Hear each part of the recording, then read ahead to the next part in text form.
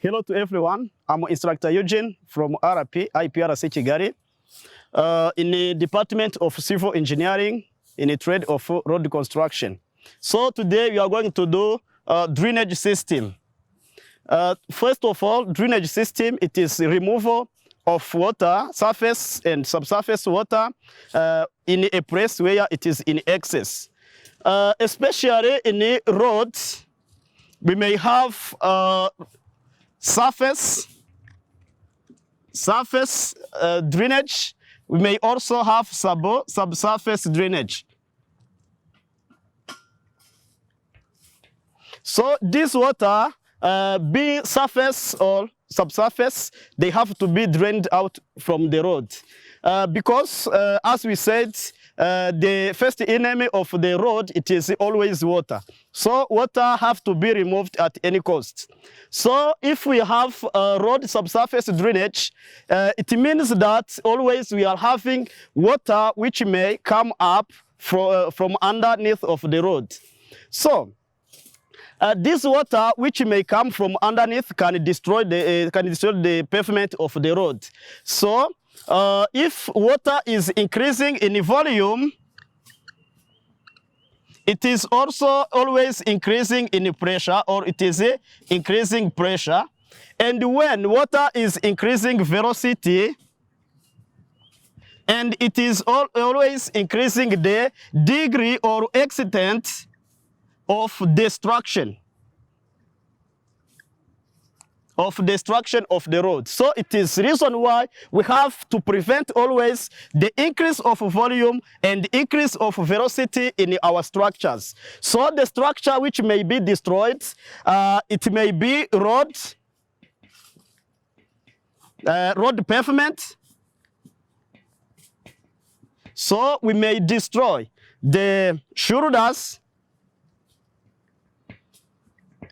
We may destroy curbs or curb foundation.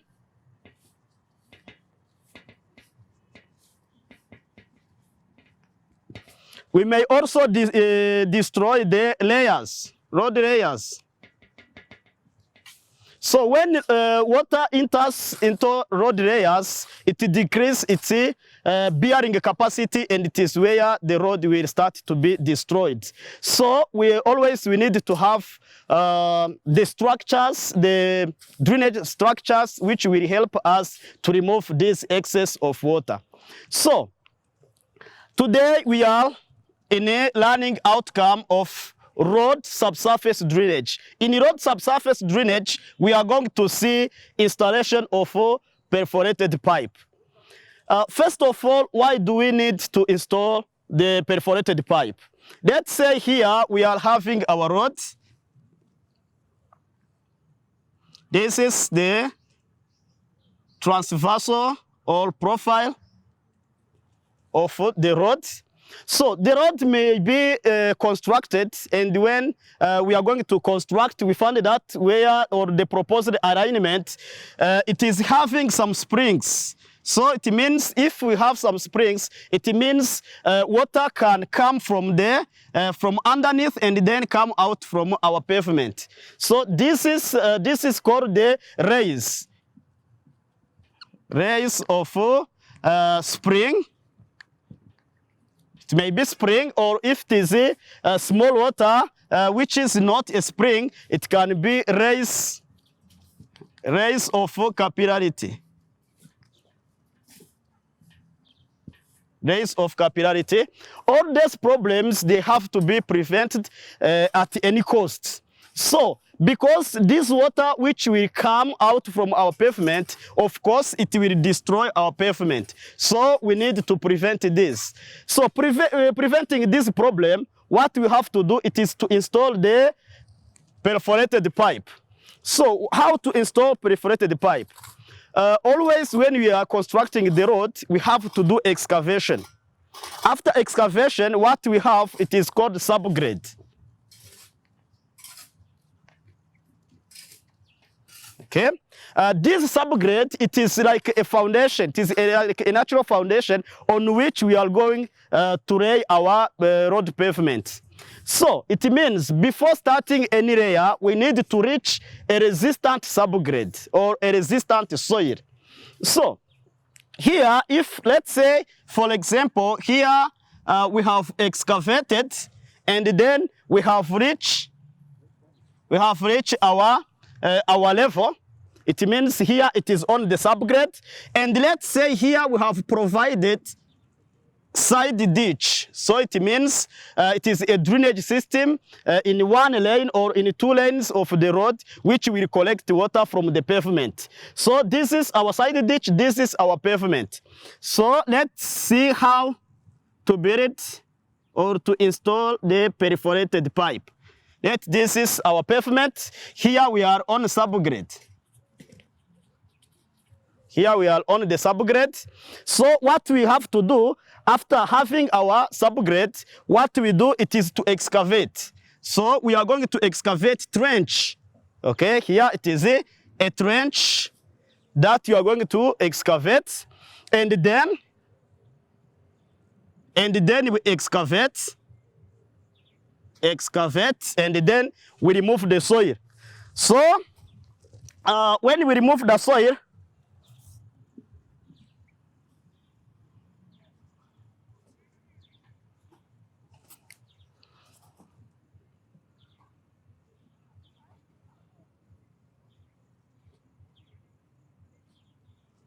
we will remain with something like this.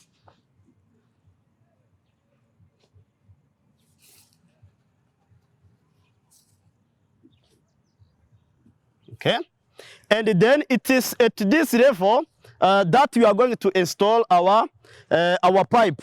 So what we have to do at first, it is to put some gravels. So this gravel will help the filtration of soil material which may come with water. So it means here we have to put some gravels. After putting gravels, we have to bring a perforated pipe. So it is nothing else but a pipe, normal pipe, which may have holes. May have to drill the holes, and then this is called perforated pipe.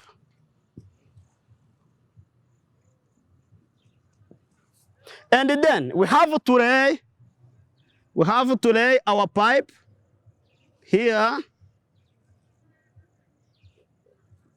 This is our perforated pipe, and then on the top also we cover with gravels.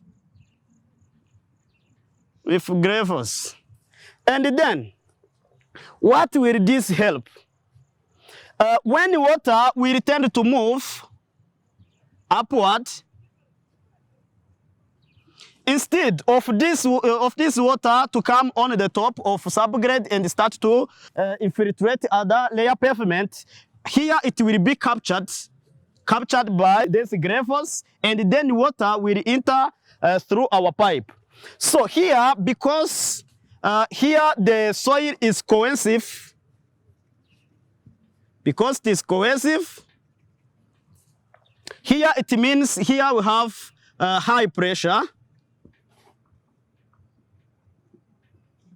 Of course, this pore pressure. And then here, because we have excavated and we put gravels, so it means here we have created weak point. Means here I have created weak point, which means on this point we have low pressure. Low pore pressure. And always water is moving from high pressure point to low pressure point. And it will also move from high elevated point to lower elevated point. So it is the reason why water which will be coming from this point, because here in this area it is in a high pore pressure, water will move where we have low pore pressure, and then here, because we are having gravels, water will enter easily in gravels, and then it will find the pipe that we have installed, and then water will enter the pipe and then will be drained on the side ditch. Remember, this is a side ditch. Okay? And then, after water has entered the side ditch, it will be drained as surface water or any water which may arrive on the surface of the pavement. So it means what you are going to do, it is to take water which may come from underground of road pavement, and then we put it into a side ditch, and then we drain it where we want it to be. Okay, thank you. This is what we are going to do. And remember that always this pipe, it is put into transversal direction. So if this is longitudinal direction, this one will be put across the center of the road. So we may start our job. Of course, we need to have some PPE. Here you see hand gloves that you are going to use.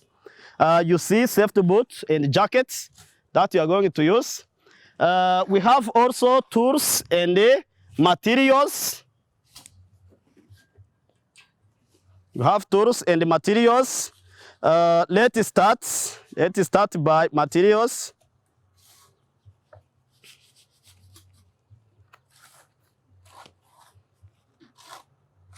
Put on hand gloves to protect the hands. Safety boots to protect the foot, and the jacket to protect our cloth. And then we have materials. Our materials, first of all, here you are seeing a pipe. This is PVC. This PVC pipe, BN6. This is BN6. And as you see, it is perforated. We have created holes after 10 centimeters. We put a hole, and this hole it is 8 millimeter of diameter. And then you see also on the other side, we are having the holes. So this pipe it became perforated pipe. So this is first. Second, in the materials, we have water tank. This tank contains water that we will use. We have also water pipe. So this is what we will use to supply water to our project. We have also gravels.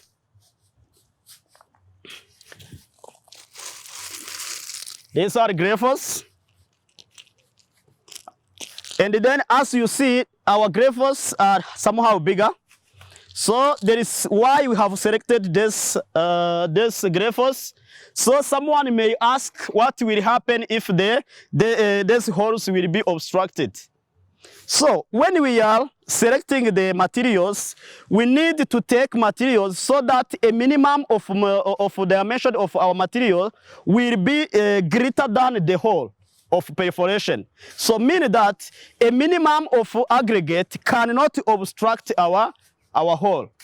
It is the reason why we have selected big material. In materials also, we are having mortar. Here we have cement mortar. This is a mix of cement. It is a mix of cement and sand. We have also stones. These stones also, they are material that we will use.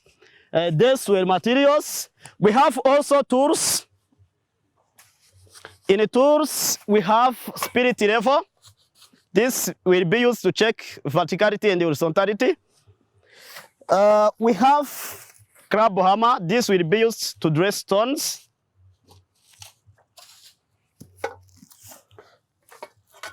We have shovel. This shovel is used in mixing, is used to take material like soil when you are in excavation, and any other material that you can take by using shovel. We have a pick. This pick was used in excavation to excavate the hard material or hard soil, of course. We have hoe. It is used when we are excavating the soft soil. We have also a tape measure.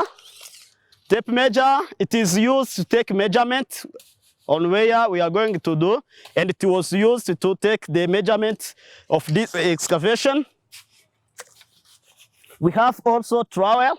This trowel is used to take mortar and to press it. Okay, thank you.